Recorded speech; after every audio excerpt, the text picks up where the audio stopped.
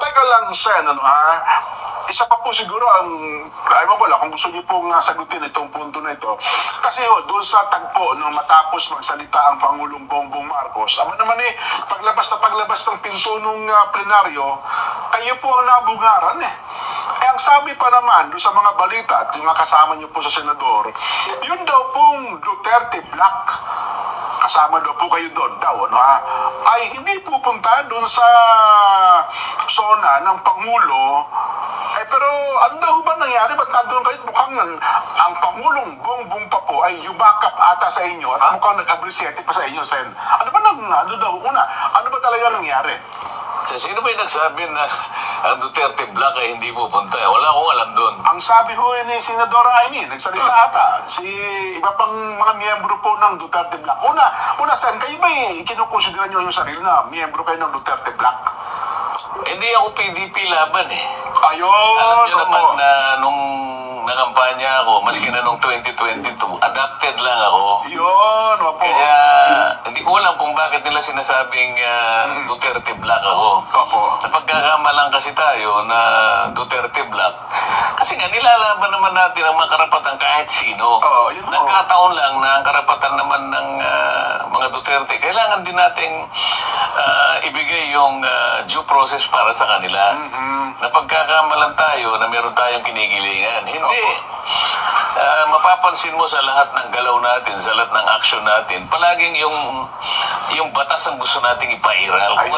Kung ano yung due process of law.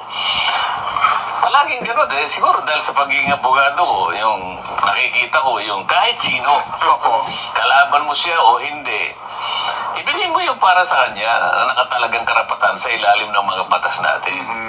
Ngayon, wala namang usapan na huwag tayong pupunta. Bakit naman hindi tayo pupunta? Katungkulan namin yon.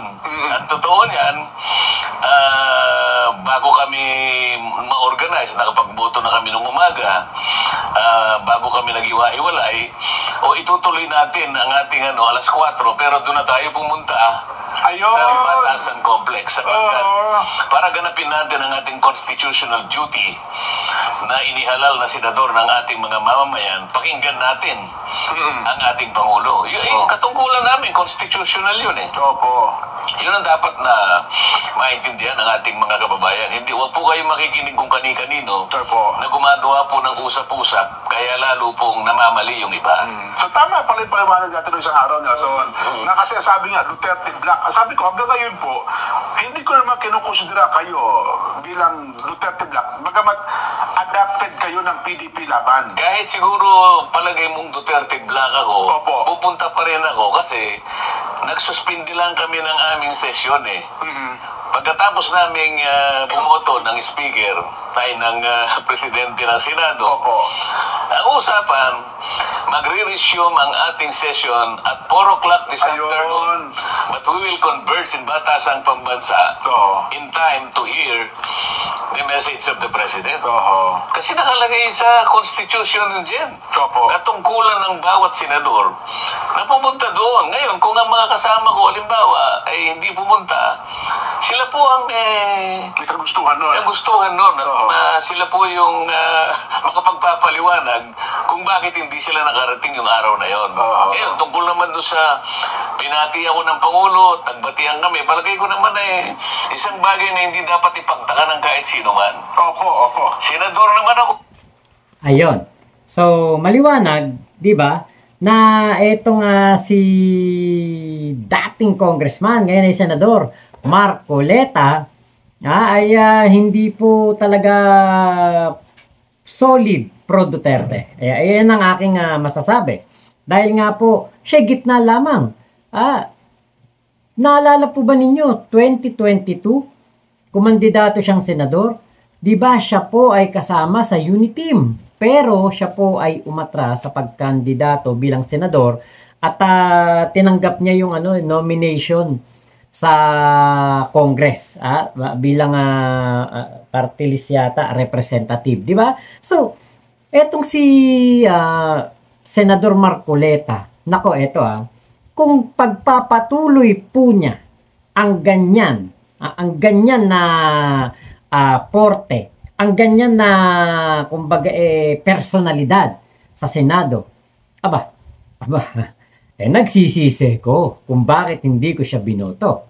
Kasi nga po, makikita natin dito sa kanyang mga sinasabi at sa kanyang pagdalo doon sa sona ng ating Pangulo, at talagang nagyakapan sila at may binulong pa nga si PBBM sa kanya. Di natin alam kung kinongratulate, kung ano man ang sinabi ni PBBM, sa kanila na yon. Pero that's a good sign na ang isang Marcoleta ay kaibigan at hindi man siguro formal na kaalyado, pero ibig sabihin, ang ating Pangulong Bongbong Marcos ay walang masamang tinapay kay Marcoleta kahit na kasama pa sa PDP laban o sa Duterte Senators, Duterte for Senators, mga senatoriables ni Duterte.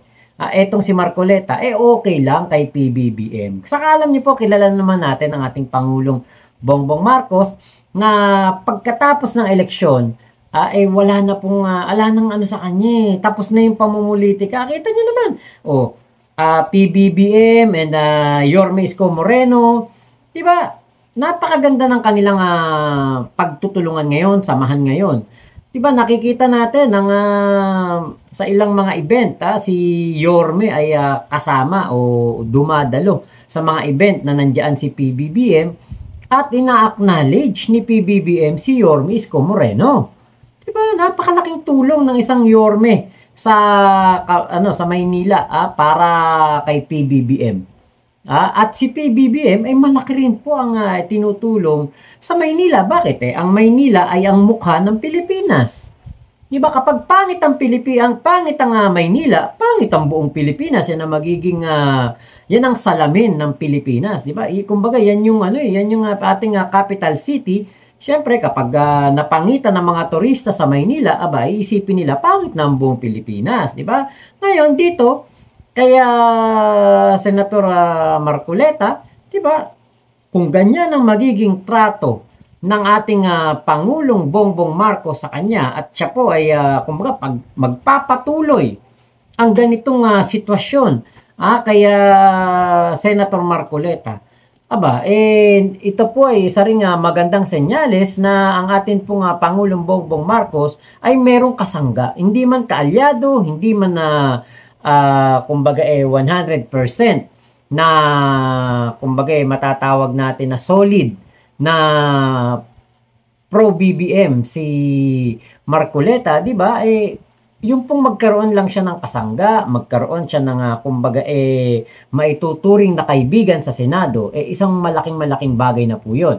At tingin ko malaking sampal to sa parte ng mga Duterte at kay Amy Marcos, kay Bato, kay Bongo, kay Robin. Dahil nga po, itong si Marcoleta, di ba, ay umattend ng SONA na hindi inatenan ng mga pro-Duterte. Di ba? So, hindi po kinukonsidera ni Marcoleta ang kanyang sarili bilang pro-Duterte or Duterte Black. Napakasaklap po niyan. Sa totoo lang, parang sinampal po ng kaliwat kanan na may kasama pang tadyak at sipa, sapak, ang mga pro-Duterte dahil po sa ginawa na ito ni Senator Marcoleta. Pero, di ba, sa kanila lang yun. Sa atin po, ito ay isang malaking hindi man milestone, hindi highlight, pero isang malaking kumbaga advantage to para sa ating Pangulong Bongbong Marcos na meron pong isang senador na masasabi natin na kahit na kumikiling sa mga Duterte, patas naman po pagdating kay PBBM. Di ba? Hindi katulad ng ibang mga pro Duterte senators, di ba? Talagang hayag na hayag. Grabe ang kanilang pagtangkilik at ang kanilang kahit na medyo dispalinghado na ang ginagawa ng ilang mga pro-Duterte, parang alam niyo po, si Marcoleta hindi po kukonsintihin kung makita niya na may mali dito sa mga pro Duterte na ito. So, tama lamang yon na mag-stay si Marcoleta as pro-Pilipino at bilang isang kapatid sa iglesia. Tingin ko yan ang kumbaga magandang naituro sa simbahan ng mga iglesia, etong ginagawa ni Marcoleta. Eto. Kasi alam niyo po, itong mga sinabi, tinura ni Marcoleta, napakapatas po para sa ating mga Pilipino. Kaya nga sabi ko, kung ganito si Marcoleta hanggang matapos ang kanyang termino, sayang. At hindi ko siya binoto. Diba? Dahil ako po hindi po bumoto ng kahit isa na PDP laban o kung anuman ng mga pro-Duterte senatoriables, hindi ko po binoto. Sana hanggang magtapos ang termino ni Marcoleta ay mag-stay siya as pro-Pilipino at pro, 'di ba? Pro sambayanan, 'di ba? Mas okay 'yun. Sana makita natin ang kanyang kumbaga pagiging Blue Ribbon Committee, makita natin na yung mga tiwaling opisyal hindi lang sa ngayong administrasyon ng ating Pangulong Bongbong Marcos, kundi pati na rin sa mga nakaraang administrasyon, lalong-lalo na sa mga Duterte na kung saan ay meron pong mga anomalya na hindi po nasisilip, hindi nakikita, at may mga nakatanggap po ng bilyong-bilyong budget sa flood control program na ang naging resulta po ay lalo pang nabaha at lalo pang nalubog sa tubig ang ating mga kababayan kada tag-ulan. So pakinggan pa po natin tong video na ito. Napakagandang video na to. Pangulo naman siya, kaibigan ko naman siya. Alam mo hindi naman kami magkamayan man lang. So, lalo siguro pagtatakan, ang isinaban yung dalawa. Ayun ang mas malaking issue. Di ba mamaya lalo naman tayong... Kaya daw po yung tagpo na yan, saan daw binulong sa inyo? Kasi pag bulong sabay palo sa inyo, parang sabi ni Carl Ording ipakita mo nga direct. Hindi ko pa nakita. Ipakita mo direct mula sa simula. Yung, yan. Nandiyan, yung mula kanina. Ayan. May binulong sa inyo, saan bulong na Alam mo, pagka-bulong, nga pala, no? hindi pinaririnig sa iba yun. Kaya nga po, kasi kung hindi naman niya binulong, sana narinig ng lahat. Kung halimbawa pasigaw yun, hindi ka na ako tatanungin dahil narinig nyo lahat sigurado yun. Yung speaker naman po, yung sabi niyo, may sinabi rin sa inyo nakita mo naman yan, siyempre magkakilala naman kami ni speaker, di ba? Oo naman. Tinanong mo, paano ka ba nanalo? Hindi mo sinabi, ayaw ka paniwalaan ng broadcaster na nananalo ka, parang ganun. Bakit naman yung iba? Balik, nagyakapan din naman kami ni Smith, at hindi nyo man lang itanong, ano ba binulong sa'yo? Kasi may naunang tagpo dyan, Sen, na mayroong mga senador din na parang ayaw pa sinin ng Pangulo bakit daw nung nauna kayo nakita nag-abrisete pa sa inyo? Magkaibigan nga kami, baka hindi niya kaibigan yan. Problema ko ba yun? Yun nga, Ayun ang paliwanag, naintindihan nyo. Huwag nyo lang. Bakit ba kung binanatan mo yung kaibigan mo, hindi mo na kaibigan? Kasi ako, ugali ko yun. Kahit kaibigan, pag may mali ka, sasabihin ko. Yun ang tunay na kaibigan. Palagi ko sinasabi sa inyo yun, di ba? Maski mo kakilala ko. Pag nakita ko na maring may gusto ko sabihin sa kanya, sa halimbawa, siya katatama ng mga pangyayari. Bahala siya sa buhay niya kung hindi niya ako pakinggan. At least nasabi ko, sabagat kaibigan ko siya. Sa nangyayari, lalong-lalo na sa nangyayari sa bansa halimbawa. Meron ako sasabihin. Masama ba yun kung sasabihin ko yung totoo? Tama. Kung halimbawa, magdamdam sila ron. Hindi sila tunay na kaibigan, di ba? Yun.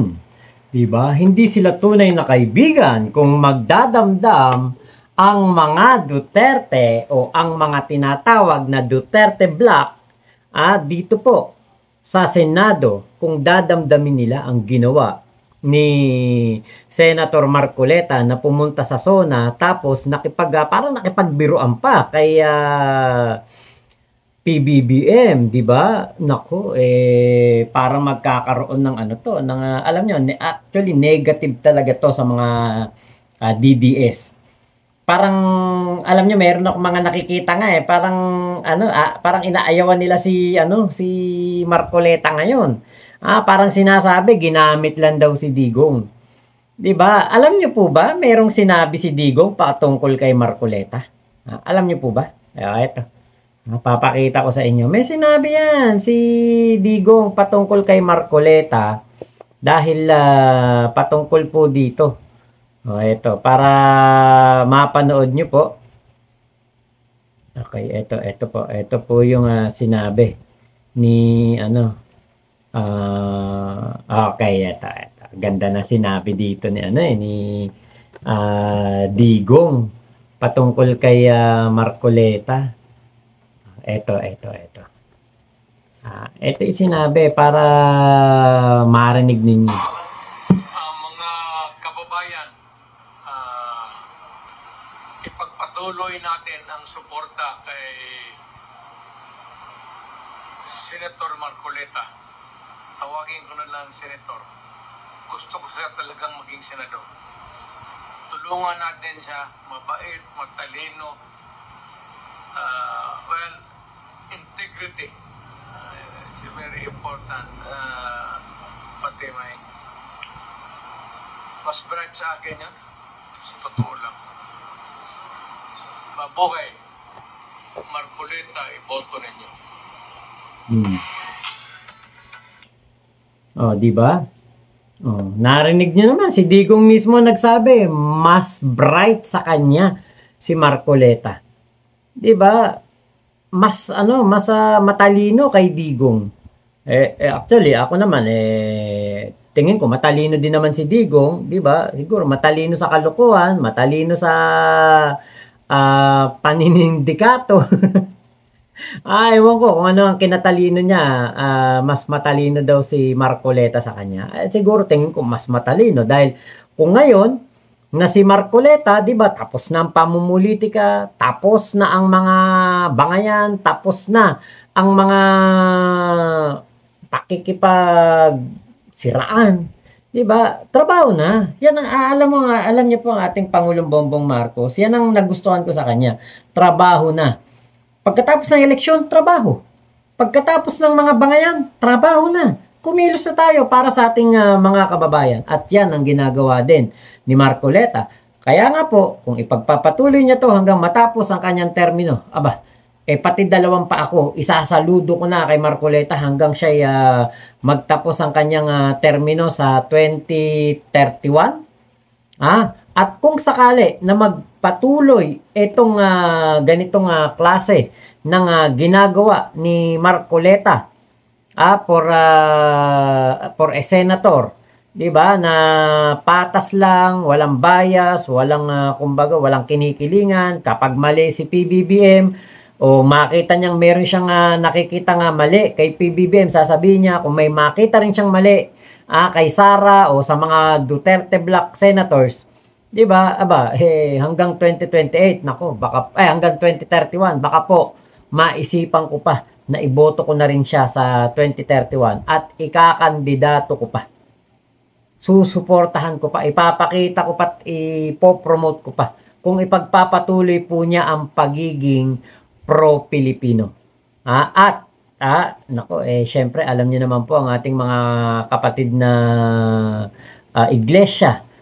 Yung turo ng simbahan, yan po ang pinakamahalaga. Yung takot sa Diyos, 'di ba? At yung pakikisama sa kapwa, yan po ang pinaka-importante. Kaya sana, 'di ba? Alam niyo naman, naging Blue Ribbon na committee chairman etong si Senator Marcoleta, 'di ba? Sana nga po ay mas masilip ang mga perang nawaldas at napakalaking utang na lumobo noong si Digong ang presidente. 'Di ba? Sana magkaroon ng kumbaga yung konsensya, kasi yan ang isa din sa mga importante sa pagiging senador, 'di ba? Kasi kung wala kang konsensya, talagang kakampi ka sa mga kriminal, kakampi ka sa mga mandarambong, kakampi ka sa mga may kickback. Pero kung ang isang Marcoleta ay pagpapatuloy niya ang kanyang pagiging patas, mapa pro BBM o mapa pro Duterte, sana nga po ay mas manaig ang kanyang pagiging Pilipino. So, kapag nagpatuloy, jackpot tayo dito kay Marcoleta. 'Di ba? Kasi alam niyo po, hindi to inaasahan ng mga DDS. Ito yung mga pangyayari na masakit sa mata ng mga DDS. Ito yung mga pangyayari na hindi po nila ito ikinalulugod at lalong-lalong hindi po nila ito ikinakagala na mangyari dahil nga po, alam nyo naman ang mga Duterte, lalong-lalo na mga DDS supporter. Alam nyo naman kung ano number 1 na laging sinasabi niyan. May utang na loob tayo. May utang na loob. Utang na loob. Kailangan nating tumanaw ng utang na loob na kahit nga itong si Robin Padilla, walang iba po na ginawa kung hindi ang pagtanaw ng utang na loob dito kay Digong. Pero, ang isang Marcoleta, matalino, alam niya pagkatapos ng eleksyon, trabaho na para sa mga kababayan, trabaho na sa mga Pilipino, trabaho na at hindi pamumulitika ang kanyang uunahin, bagkus kung ano ang kanyang mandato bilang isang senador. Yan si Marcoleta. Nako, abangan natin, bantayan natin to si Marcoleta. Nako, ayokong masira ang aking napipil na good vibes ngayon kay Marcoleta. Kayo po, ano masasabi nyo? Tatagal kaya hanggang 2031 itong ginagawa ni Marcoleta na ito? Siya kaya ay magiging kaalyado soon. Soonest. Possible time ng ating Pangulong Bongbong Marcos. Nako, lalong maghihinagpis at sasakitan dibdib ng mga DDS dahil kapag si Marcoleta naging kaalyado ng ating Pangulong Bongbong Marcos, hihina ang Duterte Black. Tandaan niyo yan, hihina. Bakit? Mawawala yung pinakamatalino, mas matalino pa kay Digong. So, yun lamang po. Maraming salamat sa Net25 sa kanilang balita na ating nireaksyonan. At Senator Marcoleta, pagpatuloy niyo po ang inyong magandang hangarin, ipagpatuloy niyo po ang inyong pagiging patas at sana inyo pong litisin ang mga magnanakaw sa kabanang bayan noong panahon ng mga panahon ni Digong Duterte. So, yun lamang po. Mama Chup Chup, love you, love you. God bless us all, Pilipinas. God first. Salamat po.